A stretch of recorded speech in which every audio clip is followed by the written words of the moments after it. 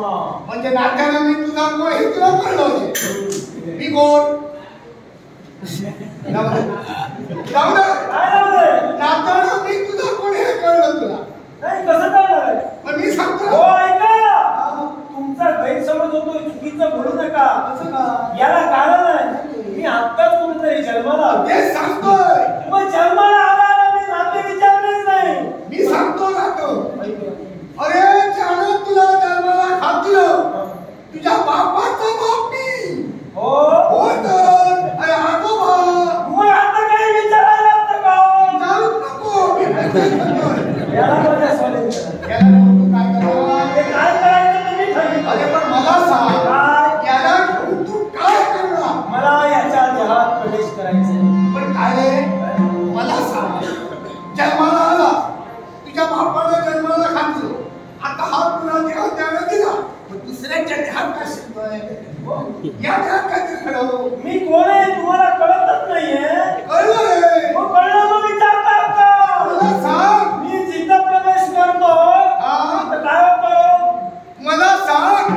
पण या देवेंद्राच्या देहात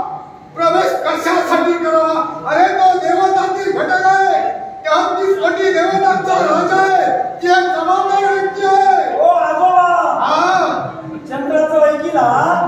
हो हा ते तू केलं आता मग मला सांग चंद्रदेवाच्या देहात प्रवेश केला तो सीन झाला आता मला सांग याच्यात तुला लावून काय फायदा तो माझा फायदा मी शोधला फक्त माझ्या स्वाधीन करा त्याला हे बघ लक्षात ठेव ज्या उद्देशानं ज्या हेतूनं ज्या इच्छेनं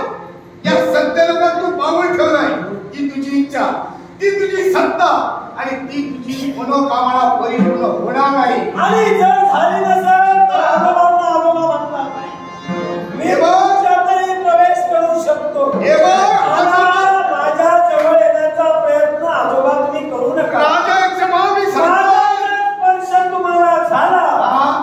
तर असेच चला चंद्रदेवांची अवस्था राजा क्षमा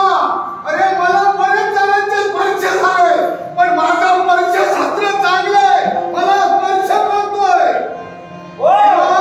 तू चंद्राच्या बाबतीत घडविलं या देवेंद्राच्या बाबतीत घडू पाहतोय आणि आजोबाच्या बाबतीत तर घडवची नातवानं किती बोलावं ह्याच्या समोर याला सुद्धा मर्यादा आहे आजोबा समोर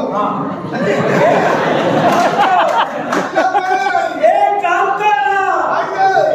त्याला जर माझ्या स्वाधीन तुम्ही करत नसाल कारण विश्वाची उत्पत्ती करती देवता आणि तिला जर आपल्या या विश्वात जन्माला आलेला अपत्य कळत नाही त्याला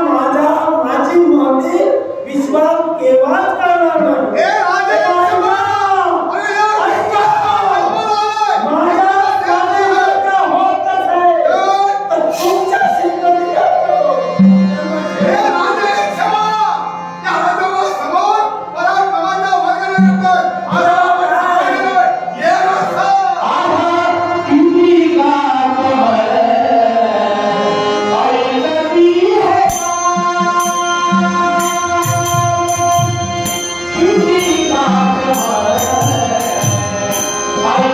Yeah.